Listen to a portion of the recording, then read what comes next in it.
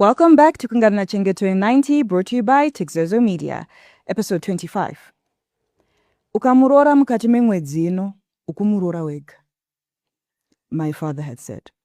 He went back and forth about the issue, and even his brothers tried their best to dissuade him, but he was a fool in love. That week he went to marry Saru with his best friend and went back home with his wife, but no one acknowledged her. His parents and brothers simply acted like she was not there.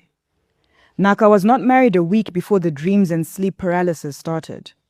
Every night he would dream of a black snake with 2 heads, orange eyes, and the biggest fangs he had ever seen.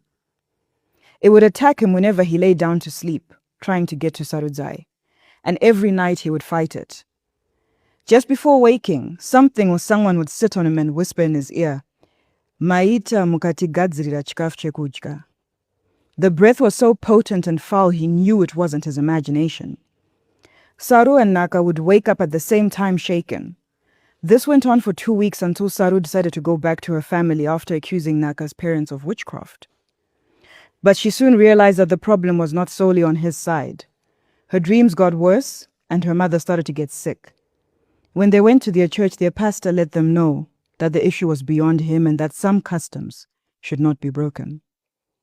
Tune in tomorrow for more Kungana Chengeto 90, brought to you by Tixezo Media.